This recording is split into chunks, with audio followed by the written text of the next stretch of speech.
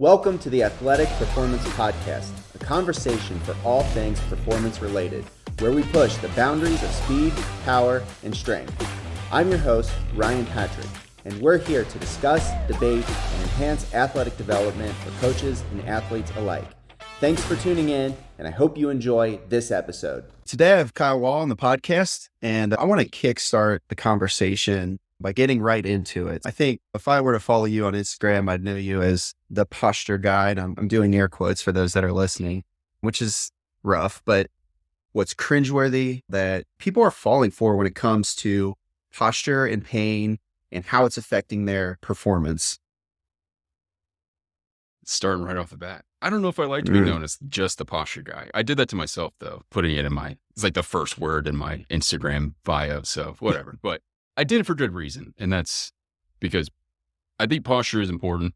I think it's just a bastardized term overall for like the past, I don't know, as long as I've been in the industry and before that. So I think things that people fall victim to are just that posture needs to be perfect before you can do anything. And that it's like this foundational component to health, wellness, literally everything. And two, it just, you tell someone they have bad posture, their shoulders off, their jaw alignment's off, anything like that, like you're already making someone feel self-conscious.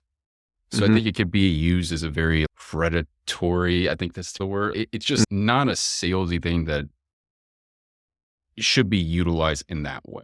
Absolutely. Yeah. And you can really just make someone feel like shit when you talk about it. I try to bring the word posture, and my goal is to revitalize it because, again, it's important. I use it in my assessment processes. It tells us a lot of data about the person, how they move, but it's, again, just another piece of the puzzle versus being the gold standard that we maybe once thought it was at some point. You got people like functional patterns, and they just really will make you feel awful about how you look. And I think that, that would get you some business, but that's at least not my goal. So let's use this as a part of it. If it looks better, great. No one's gonna be mad if you're like standing taller, but that's my ramble about what I think. Well, we know it is. We know they're all fictional patterns anyway. And I think this really sets the tone, man. It's what I wanted you to get at is I know you personally, and you're way more than a posture guy. So I wanted to get that out there, but why don't we backpedal just a little bit and really dive more into how you came into this, and just start by telling everybody a little bit about yourself. Yeah. Thank you for having me. Obviously, like I love your facility, man. I consider us friends. It's been super great, like getting to know you. And I think we met through Alex Effer, I believe. And I heard all that. That's really where some of the starts. Obviously, like I ran track, I played sports, did all that stuff when I was younger. And then I just got hurt a bunch. My goals have always been the same. I just want to look good, feel good, be able to flex a six pack and impress now my wife. But like, that's really all I care about. And what keeps me doing that is staying healthy, keeping my joints happy. And that was something that was difficult for me personally. So I went from a training background, like I really enjoy the process, moving my body. And I went to more of a physical therapy background. So I'm a licensed physical therapist assistant. That's 3 years of school versus 4. I don't have a doctorate. I can't diagnose you, but I can do everything else pretty much. Except for crack your back. I cannot crack your back. But other than that, man, I just got into all this stuff. I was fed a lot of bullshit throughout this process of both being in the industry, being a patient in both rehab and fitness industry or clients, and in learning horrible things, like right things, wrong things. I just culminated everything into my own practice of just, again, no bullshit. Let's just get you better. Let's make you a better person than you were yesterday is my end goal for people. So I don't know. Is that a good background? I love it, man. Yeah. I think the last time I saw you, you were actually in my gym, which thanks, man. It gets a lot of good views on your stuff. Good. Yeah. I think you probably got more views for my gym over time than I have. But last time you were there filming, I believe it's for Broken to Beast. What's new since the last time we chatted, man? Yeah. So launch Broken to Beast. I guess it's going on year and a half, 2 years now. So that's been a great just template program that I've put out there. Literally just a distilled version of what I do online for people, like rehab to training hard at the gym is the goal. Since then, I've launched Sway Batch Solutions. So that's more of a posture focused program, but I use that to get my claws in you. And there's a lot more lifting in there than people realize. So As it's it should always, be. yeah. So it's always moving people in that direction that you need to be strong. You need to be mobile and doing that consistently to be the best version of yourself, in my opinion. So yeah, I put that out. And then man, this year, big focus 2024 is just community. Like I want to build a community that I wish I had when I was struggling with a lot of this stuff, pain, how to get stronger without hurting myself, all those types of things. So I just launched today a Facebook group called the Broken to Beast Community. So I'm really just hoping to push that out there, invite people in to just have a good time, right? Like we were talking earlier, and being in pain can be a lonely process. Like you might have a 1 hour session with your chiro or your PT a couple times a week, but ultimately like you're dealing with that nonstop. So having a place where you can get some ideas, talk to other people that might also be struggling, and just see, hey, like there's a community here that is they are motivated, and even though you may still be hurting, like there's a light at the end of the tunnel that everyone is also like moving toward that area. Does that make sense? Totally. Yeah. I think a lot of people treat the idea of training and rehab as these mutually exclusive ideas. And I just think it's one of the areas that is just vastly misunderstood. And there's a lot of things to blame for that, right? I went on the functional movement screen craze years ago, right? You got to get at least a 2 before you do anything. And so for starters, what are coaches misunderstanding when they're trying to fix, say, an athlete or a client or a weekend warrior? And I should be clear, when I say athletes, I don't mean team sport athletes, youth athletes, people who love to train. But what's the biggest thing that people are just misunderstanding it? And why do you think that's out there? Man, I think you said the word, and I've talked to other people about this, like Brett Chaplin. He's become a friend of mine, internet friend. I haven't met him in person, but like I literally have a chat going with him right now on Instagram. But I think the word fix is just how we were like viewing the body. Like it needs to be fixed. You're in pain, you need to fix something. And in fact, we should probably look at the body as this like ever changing, think of it almost as like Play-Doh. We can mold it into whatever we want, really. You can take someone and turn them into a power lifter. You can turn them into a yogi. You can turn them into a sprinter. There's going to be a genetic potential for all of those types of things, but it's just this ever changing, adaptable system that's not really it. Like the blueprint's there. It doesn't need to be fixed. It's already doing pretty damn well, in my opinion. Rather than approaching these people and being like, this hip's height, this is happening, that's happening. Let's look at the inputs of the environment, of the activities that they're doing, and just maybe change some of those factors around, and you probably will make a change to whatever you need without having to think of it as, I need to fix this person and this problem. Does that make sense? 100%. Yeah. So I think even talking about like Newell's constraints, right? You got the task, you got the organism, you got the environment. You mentioned community before, and I think there's a lot to be said about just laughter and fun and enjoyment and dopamine and its implications down the road, downstream on pain. What are your thoughts with that? Dude, 100%. I've been extremely blessed in my path. And yeah, there are times I'll look back and be like, oh, like my hip was so painful that I couldn't sleep. I couldn't do these things. And I herniated my disc in 2020. And like, I've had injuries and it's really sucked. But the mindset around those, like 2 of the worst injuries I've ever had were vastly different, right? So a mindset when I had my hip pain, it took me almost 5 years to get over that and get back to training consistently because I kept having that approach of I need to fix this, right? Like this needs to be perfect before I can add that extra 10 pounds of weight on the bar or something. Whereas when I had my disc herniation, it was like, I don't give a shit what I'm doing. I just want to train. I want to have fun. I want to no matter what you could chop my left arm off. I don't care. I'm still going to go move my body and enjoy that process. So having that mindset of I can't squat and deadlift right now, that sucks, but I can leg press.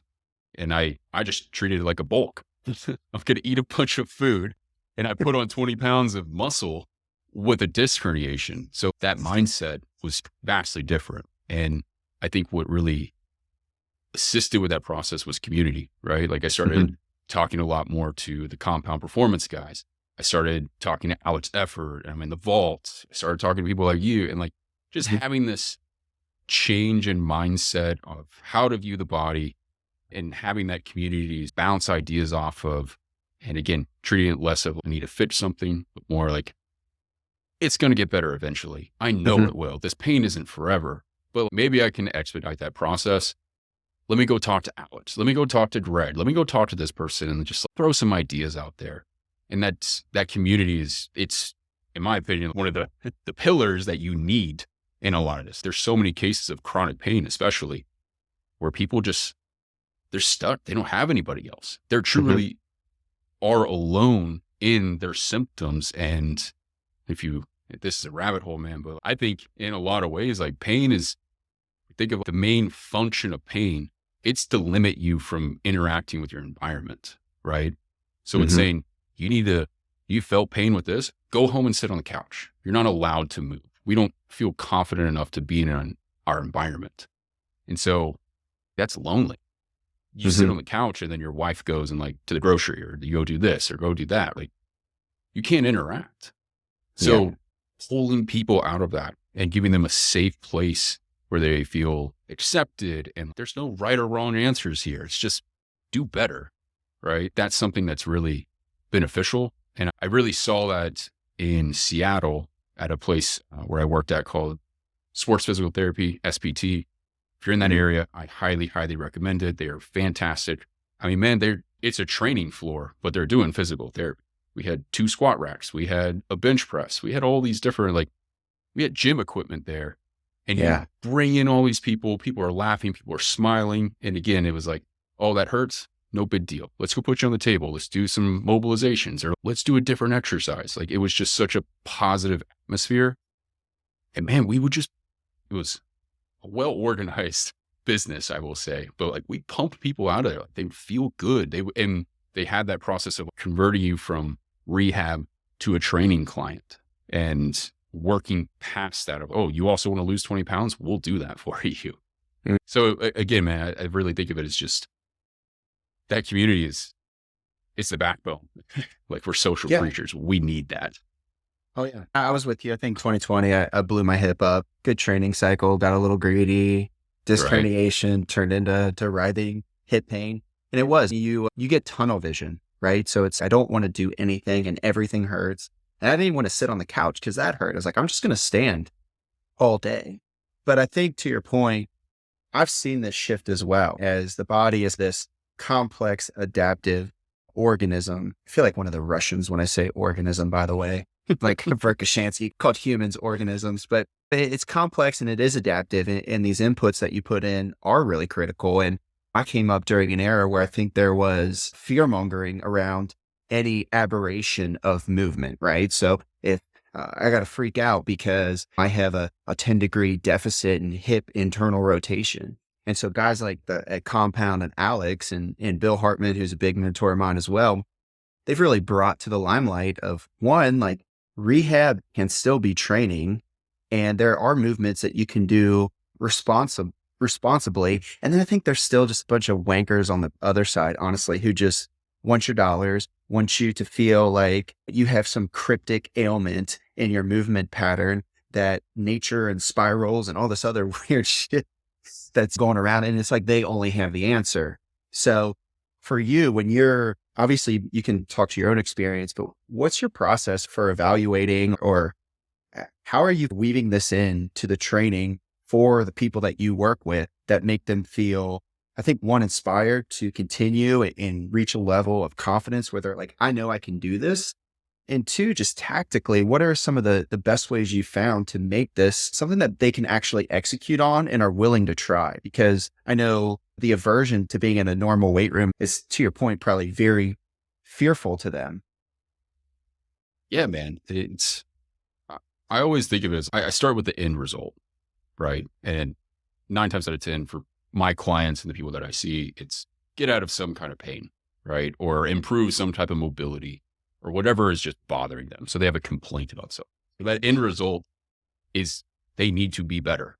They need to be better. They need to be stronger. And I want them to be as independent as possible. Whatever goal they have, they want to run a marathon. They want to roll in jujitsu, whatever it is. I don't care. We're going to get you there. Start with the end result. And then it's just then working backwards, in my opinion, right? I don't care about, I do and I don't care about the hip internal rotation or the posture or what are the problems. It's more like that out over there is 100% and we're going for that. So we know the path, we know the goalpost, let's get there. So I don't care the methodology. We can use PRI, we can use functional patterns, we can use whatever the hell it is. And in my opinion, all those things are just educational systems and acronyms and things that are used for professionals to utilize to communicate effectively. But I don't use that with my clients because 1, they don't care. 2, it just muddies the water. If anything, if I tell you you have left AIC pattern and a right BC and your hip internal rotation's off and blah, blah, blah, blah, like I'm just literally already putting up barriers to the goalpost, right? So instead it's more, yeah, let's find this process. Let's see what's maybe potentially adding and going in this direction, but I don't want to already like vocally put those in front of them, if that makes sense. Mm-hmm. So that's just like overarching mindset that I have with this. But then the other like more tactical sense is I keep it simple. It's like we got 3 things: how you feel, your complaint, right? What hurts, what doesn't move well, what looks weird, your posture. So like this organism, we'll say, in front of you, like what's the shape, what's maybe affecting it right now, right? We know posture is affected by a plethora of factors: stress, how you breathe, bloating, the movements you did as a kid versus what you're doing now, movements you don't do. There's so much happening, but we know movement is a huge factor that does influence. Create a hypothesis based off of that. And then I'm looking at actual movements maybe around that area. So seeing, yeah, hey, there is a hip hike here. Cool. Don't freak out. This is nothing to be worried about because it's a hip hike is a natural process that the body uses. But why is that maybe happening? Then we dive into that hip. What's the rotation look like? What's your flexion? What's your extension? Here's the range of motion. Let's look at that passively and actively. And then let's look at that in open chain, closed chain, right? Gravity affecting it, gravity not affecting it. And then at that point, you're just like, all right, we've simplified this big time. That hip looks weird. It has shit range of motion and it hurts. Weird. Like, we know, let's do this. Let's see what's going to happen if we improve this, right? If you have 20 degrees out of 120 degrees, you got a lot of room to grow there. So that's really just how it's like, we know the end goal.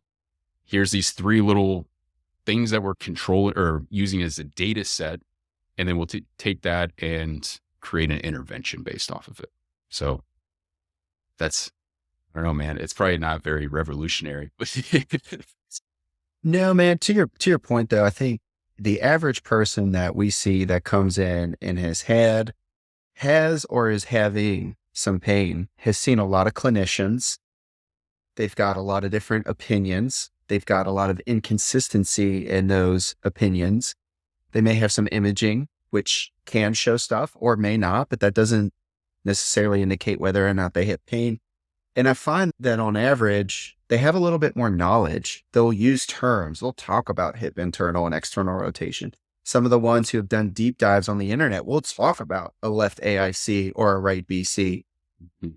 But what I love the most is that you kind of circle back on all this and just almost give them these clean buckets to just put everything in of, hey, this stuff is valuable and we might use it. But the big rocks are, hey, we know this doesn't feel good. It's not really looking good. So we're going to try some shit. Exactly. And 2, for those folks that are more educated and it's easy to hang our hat on these things. It's this guy said it on the internet. and there's a whole system behind it. And they also got all these results. So this must be extremely important. And it looks like me. It sounds like me. That must be it. And so we like, that's it. I need someone to fix that for me. But I'm here to tell you, there's a reason why no one has the same thumbprints or fingerprints. There's a reason why no one is you, and you're your own individual. And those, a left AIC, a fascial system of sorts. Again, those are educational systems and tools that we use to communicate, again, just educational processes and how we view the body through professionals. These are not set in stone. And just because that one person, they were a left AIC pattern and blah, blah, blah, blah, blah, and they lack that hip interrotation, they might be lacking it in a completely different way. And I think too, you have to look at it as it's not about just how limited they are, but it's their behaviors of the body around that limitation.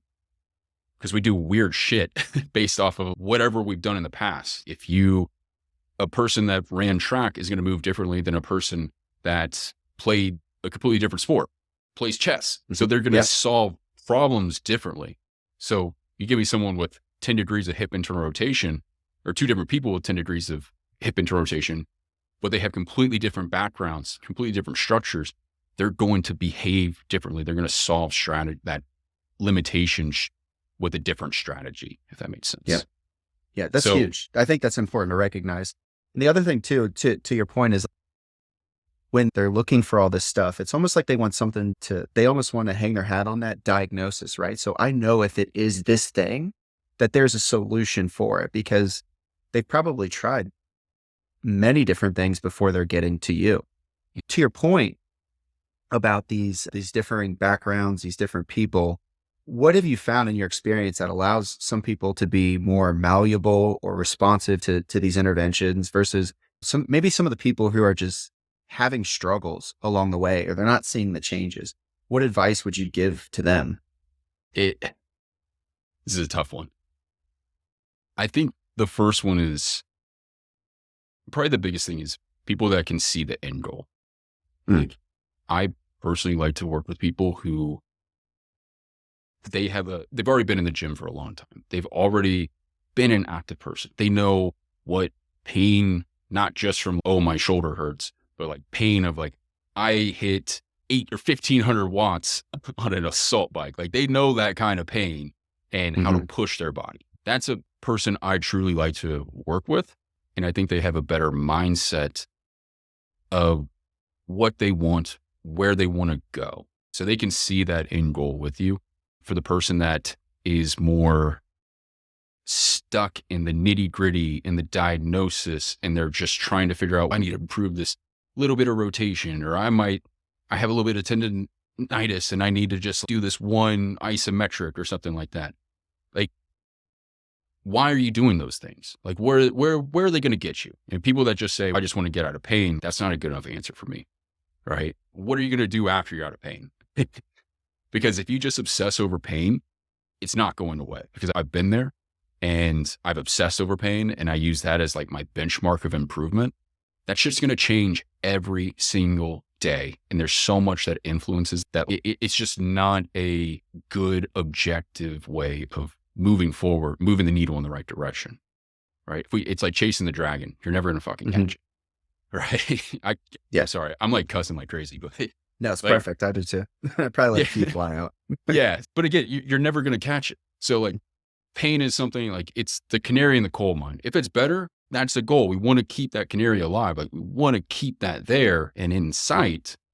But at the same time, it's not going to solve the problem. So you need to keep digging the hole, is what I just tell people. Having that mindset of like, where am I going after this? Why do I want to get out of pain? That type of stuff is very valuable. And that's who I look for to work with, because I've worked with people stuck in the nitty gritty. And that's some like, I almost would say you would do better off talking to a talk therapist or something like that. Like a lot of those conversations I'll have with people like that, like they are going in that direction, and they don't have a community. They're not happy. You find out a lot more about their personal life, and you're like, I think this is tied together. Your hip internal rotation is nothing to really, yeah, it's limited, but dude, you need to talk to someone and process some of this stuff. And that will get you in a better mindset to have more of a macro view. And then, hey, come back and let's move toward these goals. But I don't know. Does that help? Does that make sense? No, I'll give you an anecdote here that I think is maybe a little bit of a reach, but somewhat relevant. This was back at a PRI thing, and they were doing some resets on me, trying to get some shoulder IR because I powerlifted for a while and it was just absolute shit, as it should be. In this context, it's beneficial for bench press performance, which maybe I should have lost a little bit more IR on that note. But anyway, they needed a towel for something, and I can't remember what it was. And there was this wet towel that they had, and it's like the Gatorade towel size, like your medium size. And they threw this thing at me, and it like smacked me on the chest. I had no idea it was coming because I was laying on this table. And so it like startled me, right? So this fear, just response. And immediately, like all the IR that they had acquired was like instantly gone. Poof. Right? From this other input, if you will, because we keep going back to this term. And on a similar level to what I think you're talking about is these people have all these negative influences, thoughts, just relationships with their pain that may not be as intense or as acute as what I'm describing, but still play a role in kind of this just long-term chronic adaptation or response to what they're already experiencing. Does that make sense? Totally. I think what makes these things difficult to talk about, one, it's like you have to be honest with yourself about what's happening in your life. That's number one. Two, it's really freaking hard to measure this stuff, right? Mm-hmm. Like it's easy to measure your hip internal rotation or your shoulder internal rotation. But how do you quantify the startle reaction that you had and the amount of muscle tone that your body utilized to meet that demand in the environment? Yeah. I don't fucking know. I don't know. And that's something like, there's going to be someone, hopefully eventually, that will be able to like measure that a little bit. But even then, how you react versus how I react versus a veteran who's been through shit versus a kid. And there's so much variability to that. My cop out is just to be like, accept that the body is going to be different. It probably needs to be more relaxed than it does need to be charged up a lot of times. And you'll probably move in the right direction, right? If you want to call it parasympathetic, you can call it that. I still believe it. You need to have a bandwidth is, I guess, a better way I look at it, right? And having an increase in muscle tone or fear or you hate your life in your current environment, that's probably going to make you more of a tense person, which may be a factor that's influencing pain, discomfort, limited mobility, those types of things. So again, just respect that. Understand that is what's a factor and that's happening. I don't think we need to have a number to be like, oh, that's a 4 on the shit hit the fan scale or something like that. Like, right. But it just move people in the opposite direction. Do the opposite of what the hell their body's doing, and they'll probably feel better in a lot of ways. But no, I don't think that's a reach at all. Like, I think it's why I do a bastardized version of PRI now. It's pretty much. And it's stories like that and experiences that I've had that are very similar. Yeah. One of the things I've found, and this has nothing to do with hip internal rotation, but one of the things that we found very helpful for people who are in pain is we'll do a lot of tempo work because we want to improve parasympathetic tone over time, because there's a lot to be said about just getting people to chill the fuck out when they're in pain, because they're just constantly in that fight or flight mode. When you're experiencing that pain, everything has to be tense. It's on all the time. Like, they just need to learn how to like breathe and relax and so. No, totally, man. Like, I think of that tempo work too, is like, it's control, right? Like, you're having to sit in this. It's almost like have issues and you've been through some trauma and it's all you're doing is just smoking weed or like whatever it is to get away from that all the time. But instead, probably the work you need to do is just like sit in it and process. Like that's meditation. Mm-hmm. Like I think that's, I don't know where I heard this, but like the best explanation of meditation was not trying to get rid of the thoughts, but to process and acknowledge every thought that comes through. So you have to Mm-hmm. sit in this and deal with it, basically. But that's form of control, right? Mm-hmm. I think the same thing, like you could look at tempo work in a similar light. It's okay, here you are. You're going to sit here. It's going to burn. It's going to suck, but you're signaling to your brain that you can tolerate this. Here are the muscles. They've got control over the joint. It's going to be Mm-hmm. okay. Nothing's coming at you too quickly to make you like overly react and create more stiffness, right? Right. It's like the same thing as those thoughts going across. So, I hate my life, blah, blah, blah, blah, blah. This sucks. Like, I don't know. That's how I think of that stuff. But I have no hip IR. I'm in a bad marriage and I want to burn my business down. I'm in pain. yeah, man, you might as well just, let's go live in a van down by the river. Like, I'm just going to go down. But no, again, it's just I had a very significant reduction in my pain when I became a happier, more confident person. And I think there's an association there or a correlation there, right? Mm-hmm. The less I gave a shit about my pain and just trusted my body, and I was like, I'm strong. God damn it. I'm 25 years old. I can deal with this. I can lift some weight. I'm going to be okay. And not working in a nursing home put things in perspective. I'm like, this person has 5 years, maybe. They have cancer. They have all this. And that motherfucker can get up out of bed and do some squats at the wall. Yeah. I'm a pussy. I can do this. I'm going to be okay.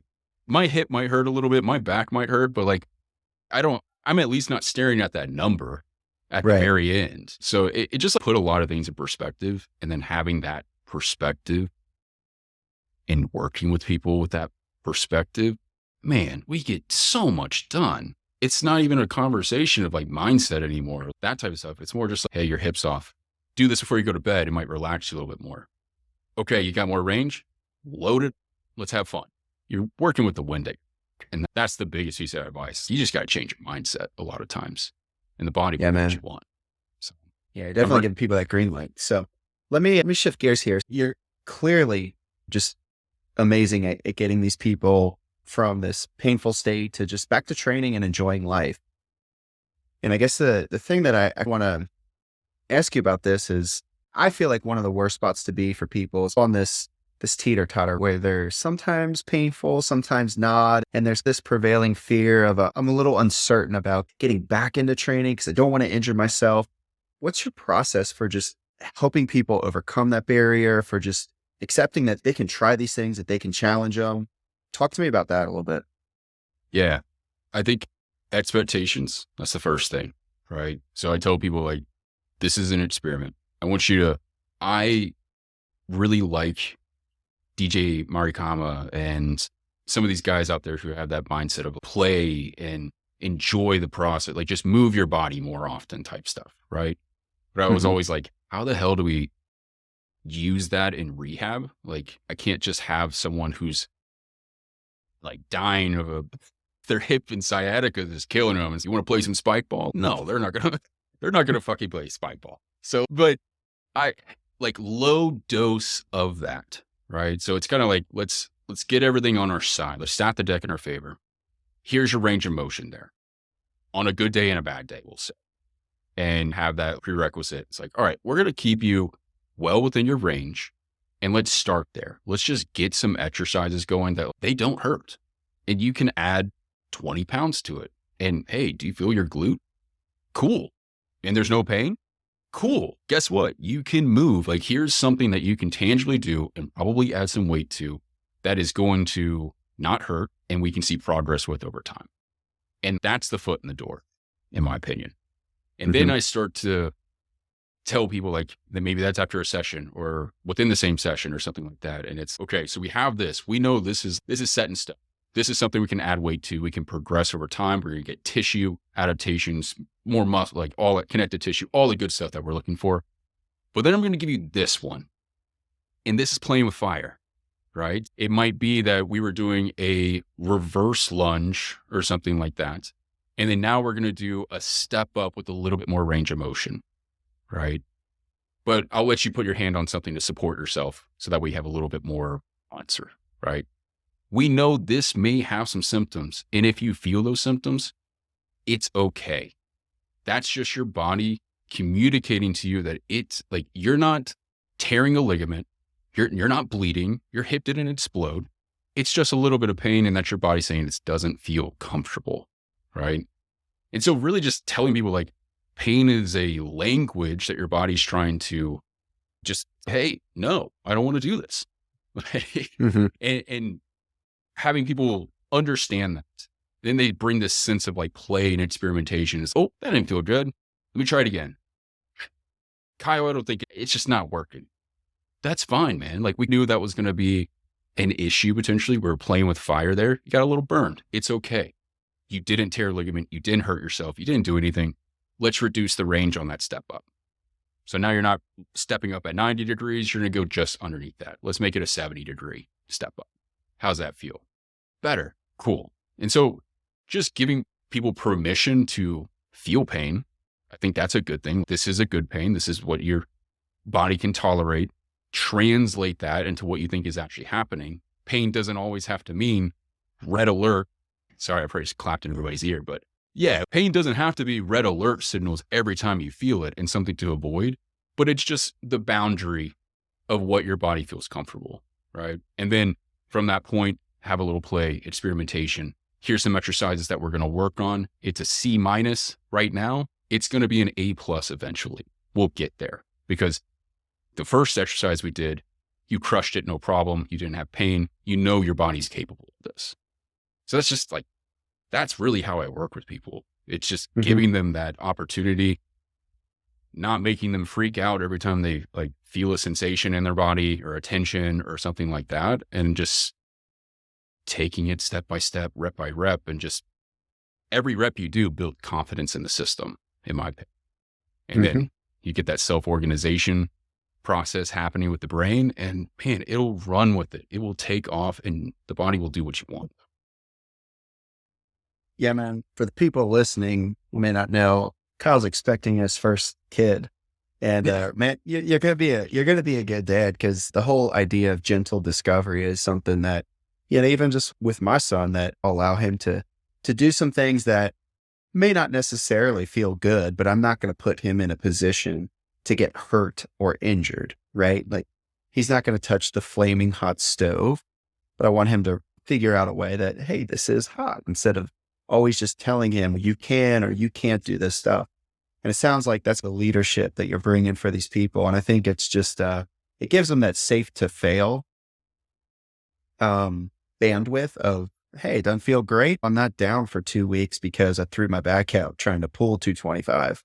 I didn't even know that was a thing. I should read some books about raising a child because I need to do that like soon. But it's totally worthless. I'll be honest. That makes me feel, I need to at least know terms like that so I can talk about it. But again, man, like that's, and people will establish, just like a kid, like they're going to establish their risk tolerance. Right? And then it's your job as a trainer, a rehab professional, whatever it is, to respect that risk tolerance. I'm not here to be like, all right, like you're 76 years old, grandma, all you want to do is just play with your grandkids. Yeah, you don't have to deadlift off the floor if you don't want to. So I'm not going to push you to do what I want you to do, but here's like the parameters of what I think is beneficial for you over time. And then this is a conversation. Let's compromise. Let's come to an agreement of what is possible, what's not possible. And again, that tied back to people just having that mindset of this is the end goal. That's what I want. I hired this professional to help me get there. Again, if the professional is just helping you try to crack the 10 degrees of hip internal rotation or solve your chronic pain, and that's your end goal, like that's not an end because you can't, it's not good enough. It's not far enough out. That's so in your body, if that makes sense, versus the whole purpose of this organism, this thing is to interact with an environment, right? You can't solve the hip rotation or the pain or all that. You have to look at the environment, in my opinion. I don't know. I'm ranting like crazy. My coffee's really man, kicked in, but this is amazing. I love every bit of what you're saying. You already touched a little bit on your assessment process today. Talk to me just from an evolution standpoint. What's been the biggest changes for you over the last 3 to 5 years? And I know somebody like you who's probably made some pretty dynamic changes in the last even 18 months. So just hit me with what comes to mind. yeah, man, I would say the biggest change is living in the middle ground of training and rehab. And again, like, I don't even like to separate the two, but being in the middle, and from the middle, I'm able to express that they're the same thing, if that makes sense. Mhm. Rehab may just have a little bit more hands-on external inputs. So someone gives you a massage, someone cracks your back, someone helps you make these changes. Whereas training is, you're maximizing the, like, on the far end of the spectrum, you're maximizing your potential of those changes is the way I look at it. But living in the middle allows us to just do a lot. And when I had, like, I would sell my services separately. So I would be like, I'm only going to give you the rehab. And then if you want, once you're good enough, I'll sell you the training package. Right. And people got results, but there was no carryover. Right. Like, Mhm. where I wanted them to make that carryover, but I literally was selling two separate things.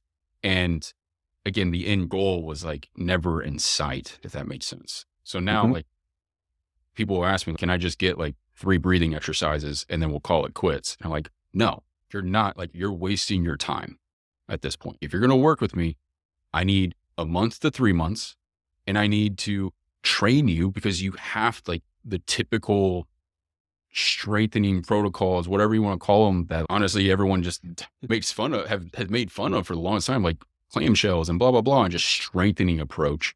Like, that is tried and true. It is proven to work. It goes after tissue adaptations. It is 100,000% necessary. And I think it's probably 60% of the battle.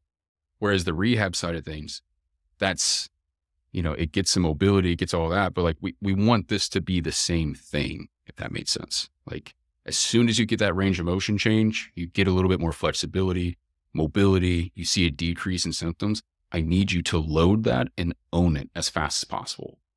And then once you own that, like, continue to do it. That turns from a staggered squat to a leg press to a front squat to you're setting a PR. That's that end goal that we're talking about here. I think that's probably the biggest change I've made overall. Is just, it's the same thing. Rehab and training is the same exact thing. It's just knowing that you can progress or regress someone from that thing. If that makes, I don't even know what to call training and rehab combined. Moving. You're just fucking moving. Like, Just be a human. yeah, exactly. Being a human organism thing. But yeah, that's probably it. And then the other thing too, I'll give you one more. You want one more? I want more. I think it's in assessments, especially working with really flexible people, it's a lot harder to work with them. If I'm testing someone's hip flexion, one, I don't trust passive range of motion at all. I think it's horrible. It's dumb. It really doesn't tell me anything, because I care about how people move at the end of the day and how they're interacting with their environment and gravity. Passive, I take that back. Passive has its place, but I think it has its place in post-surgery, acute rehab. You twisted your ankle, you did something. So it does have a place. But 99% of the time, especially with what I do, it needs to be active. But then looking at that active range of motion and seeing the behavior of a joint is extremely important, because even though someone may have full shoulder mobility or full hip flexion, how they get to that endpoint matters. And we probably want to stop them. Not probably, we do. We want to call what is their true range of motion at where we see potentially the first, what do we want to call it? I hate to use the word compensation. I'm going to say the word compensation, but the first strategy of something else kicking in to help out. So instead of it's just their hip joint doing the job, it's now their pelvis is tilting and they're starting to hike at their hip.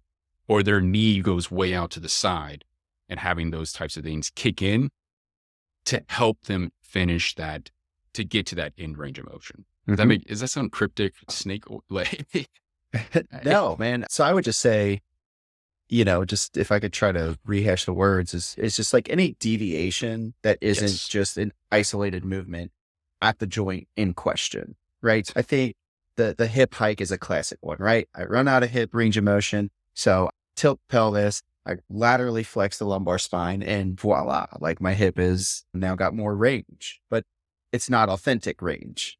It's not independent. Like, I'll tell people, like, I want to back out of my driveway right now, but I'm too scared. I'm not independent enough to do it.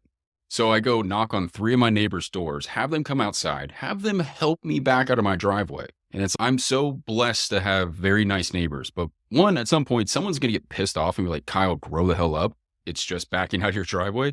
Or two, I should be a grown man and be able to like back out of the driveway by myself. I need to have that independence. So we want that joint to have that independence. It's not that the neighbors are bad, right? The neighbors are helpful. They are there to support you. You're lucky to have that community. Without them, you probably wouldn't be where you're at, right? And we're talking, at least in terms of the hip, like a QL, an oblique, other stuff like a TFL, like other stuff that like doesn't necessarily need to kick in. When it does, it's there for good reason. But we need that joint to be as independent as possible. Be greedy, have it do everything it possibly can at its maximal potential, and you're probably going to feel better. But again, it's like, you have to watch for that as a practitioner, whatever, whoever you are. Like, you have to be able to watch for that and be like, oh, that's where that kicks in. They don't, above that point where all that stuff kicks in, that's not, like you said, authentic. That's the deviation. And so I think if your goal is to make people move better, you need to look for that independent motion within the joint. Yeah. And that's like kind of my issue with FRC, right? The end goal is there, right? We want that independent motion, but I think a lot of people aren't able to get it.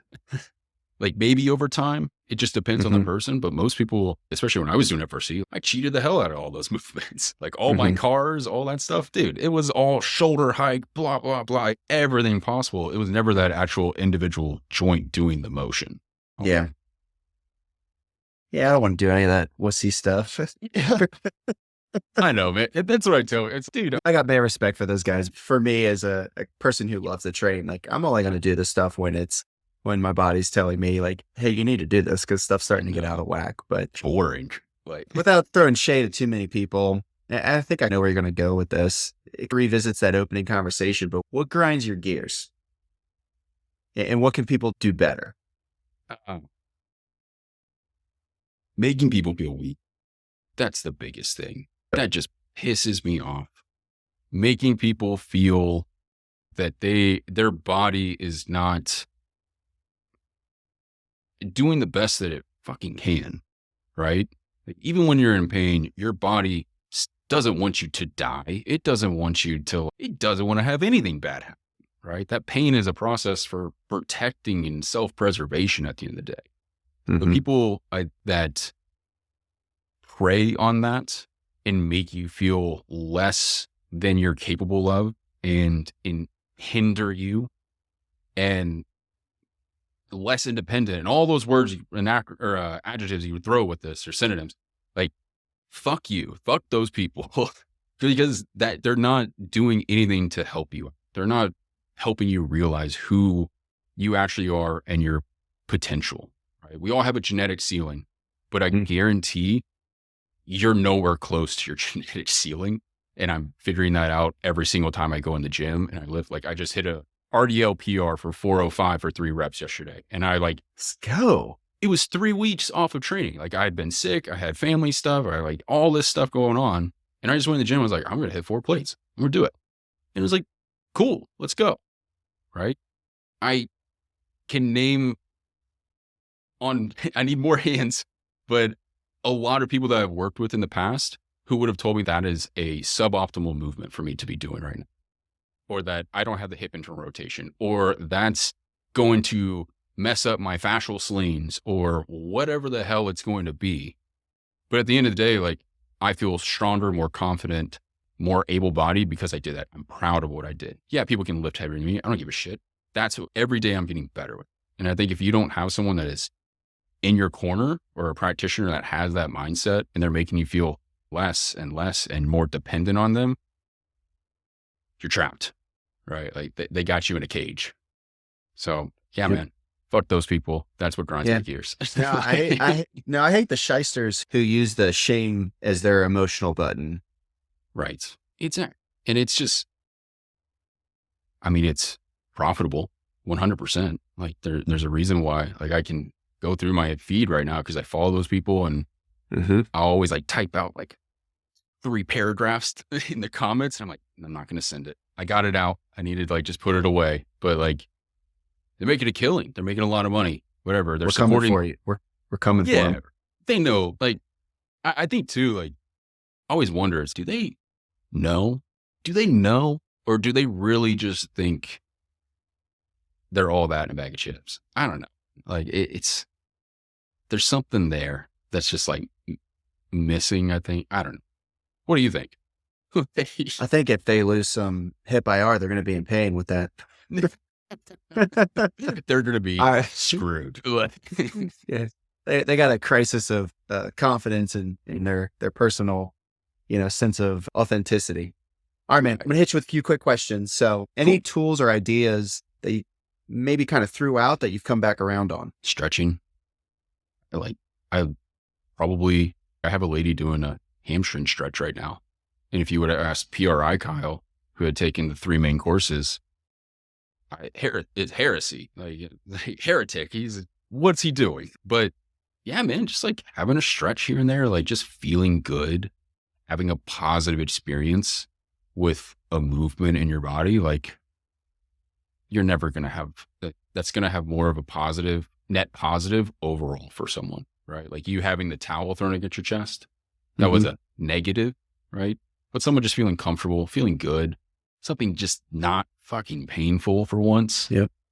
That goes a long way. So stretching, I like stretching now. It just depends on the person. I think there might be some other things that we could do to move the needle a little bit faster, but gotta meet people where they're at. No, I love it, man. All right. I know you just reposted your top 5 posts from 2023 on IG. So this will probably come out in a couple of weeks once I figure out how to do all the back end stuff. But if you were to direct somebody to your content, what's like the one post or video you feel like is a great starting point for them? I would say going into some of they're not the best videos that I've done, but some of the lower viewed longer form YouTube videos that I've done, I think they're some of the best content that I've done, where I'm literally just like, here's 15 years of me screwing up and solving like these issues along the way. Here's what to avoid. Here's what to do. So like top 7, like how to lift and not hurt yourself in the gym, and like talking about RPEs and all these types of things. Like, I think that's some of the best content that I've ever done.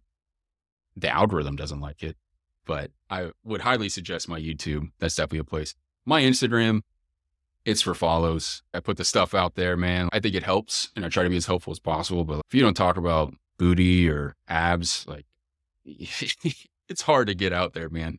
Follow me on there if you like some quick exercises here and there just to try out as some ideas. But the real meat and potatoes, that's on my YouTube and the Facebook group. So the Facebook group's going to be a huge one. I'm just going to be like posting me in this room doing an exercise here and there based off of what people are like asking questions about. Just trying to just be helpful and as authentic as possible. No abs and booty unless they really want that. But that's the private Facebook group. That's the only phase. That's the paid one. All right. What's your training look like these days?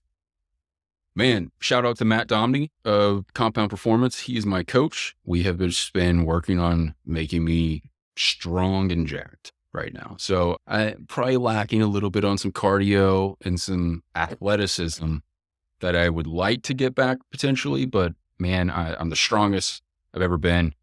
I'm putting on good amount of muscle without having to like bulk. Like I'm in a small calorie surplus right now. But yeah, Matt has just been a pleasure to work with. Super, super good guy. And I highly recommend him if you're someone that wants to. Matt pulls he's a very strong person. So there's a tip right there for you people. If you want to get strong and jacked, talk to strong and jacked people and they will get you there. All right, man. And finally, what's next? Next for Kyle Waugh? Man, so I got the baby on the way. So red alert, all hands on deck. No, not really, but it's really just prepping for that. Business is going well. My goal is still just to help one person a day is the way I look at this stuff. Again, I just want to create more of a community, talk to more people, get my face out there on Instagram besides me just like doing an exercise, like actually talking and just doing my best to help people. So really 2024 is just doubling down on what's worked in 2023, 2022, getting that much 50% better if I can on those things, while just trying to have conversations like this, dispel fear, dispel bullshit around posture and things like that, and create a community.